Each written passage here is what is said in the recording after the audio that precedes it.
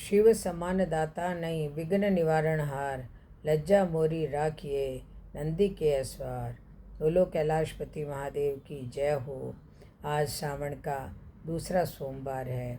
सबको सावन मास के दूसरे सोमवार की बहुत बहुत बधाई हो। आज एकादशी है। उस एकादशी व्रत की कथा सुना रही हूँ आपको। सावन मास के कृष्ण पक्ष की कामदा एकादशी की कथा। युधिष्ठिर बोले, हे गोविंद, श्रावण कृष्ण पक्ष में एकादशी का क्या नाम है सो कहिए। श्री कृष्ण बोले, हे राजन, पापों के नाश करने वाले व्रत को सुनो। प्राचीन समय में नारद जी के पूछने पर ब्रह्मा जी ने उनसे कहा है, उस उत्तम व्रत को मैं तुमसे कहता हूँ। इस एकादशी का नाम है कामदा एकादशी। इसके सुनने मात्र से अश्वमेघ का फल मिलता है। जो शंख चक्र गदाधारी विष्णु भगवान का पूजन करता है, कामदा का व्रत करने वाले को वही फल मिलता है।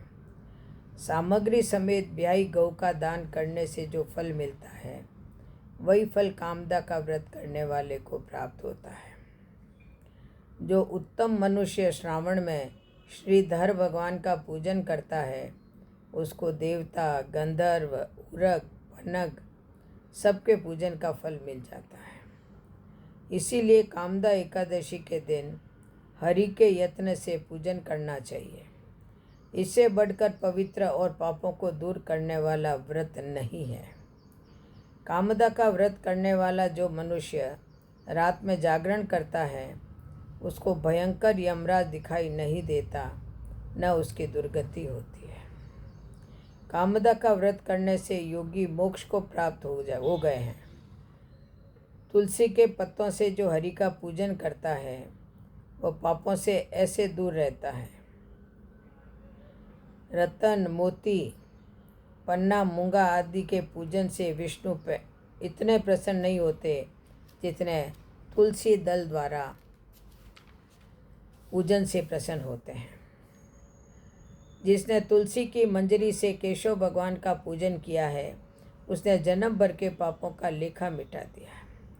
तो तुलसी दर्शन से सब पापों को दूर करने वाली, स्पर्श करने से देह को शुद्ध करने वाली, प्रणाम करने से रोगों को दूर करने वाली, सींचने से यमराज को डराने वाली, पौधा लगाने से भगवान के समीप चढ़ाने से मोक्ष देने वाली है, उस तुलसी को नमस्कार है।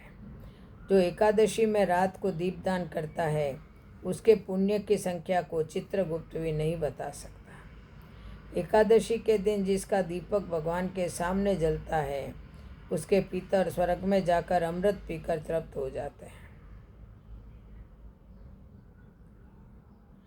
घी अथवा तेल से दीपक जलाने वाला मनुष्य करोड़ों दीपकों से प्रकाशित होकर सूर्य लोक को जाता है। यह कामदा एकादशी की महिमा मैंने तुमसे कही है, इसीलिए पापों को हरने वाली एकादशी का व्रत करना चाहिए। यह ब्रह्म हत्या तथा गर्भ हत्या को दूर करने वाली है। स्वर्ग तथा विशेष पुण्य को देने वाली है।